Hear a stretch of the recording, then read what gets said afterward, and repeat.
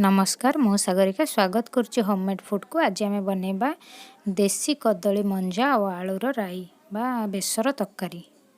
देखंतु ये स्वादिष्ट मंजा राई को बनैबा मैं कौन कौन सब नहीं मंजा को छोट छोट कर काटी नहीं से बेसर नहीं रसुण सोरिष जीरा शुखला लंका को पेस्ट कर देछि। आलूर चोपा चांचिकी भल से छोट छोट कर काटी नहीं गोटे पियाज कटा गोटे छोट टमाटो कटा कड़े को गरम करके से पानी देदबा।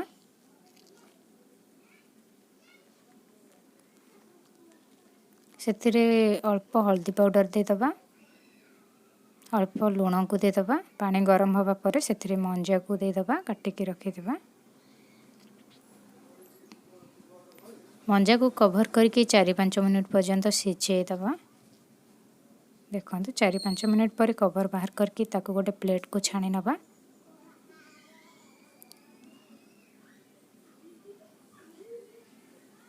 देखो मंजा को छाणी सारा पर से सेम कड़ाई को गरम करवा से तेल देदबा।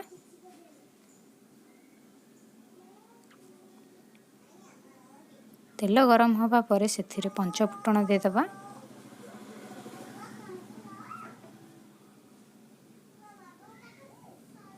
एबे से गोटे कंचा लंका को काटिकी देदबा। पियाज कटा देदबा। पियाज को भल कि टिके भाजी नबा। पियाज भाजी हवा पर सीझा मंजा को देदबा।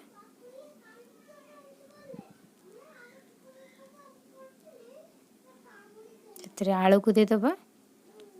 ताको भल भाव मिक्स कर नबा।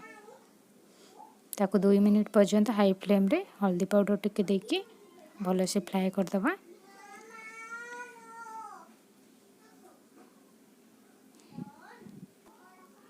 दो मिनिट पर ताको भल से गोले की से बाटिक रखिथिबा बेसर को देदबा।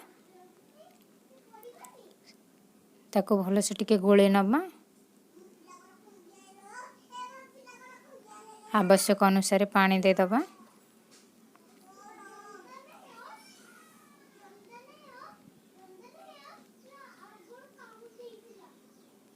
एबे से स्वाद अनुसार लुण को देदबा। ताको कवर करके 4-5 मिनट सिझा पाई छाड़दबा। 4-5 मिनट पर ताको बाहर करके भल से टिके मिक्स करदबा। देखो सिझी जाइए आलू मंजा। से काटिक रखिथिबा टमाटो को देदबा। कवर करके 2 मिनिट सिझा पाई छाड़दबा। टमाटो 2 मिनिट पर कवर बाहर करके ताको भल भाव घांटी नबा। देखो प्रस्तुत हो जाइए आमर देसी मंजा आलू राई। एबे सर्व करबा। आपण माने याको घरे निश्चित ट्राए करंतु और खांतु। किपर लगुची कमेंट करंतु, लाइक करंतु, शेयर करंतु, सब्सक्राइब करंतु। धन्यवाद।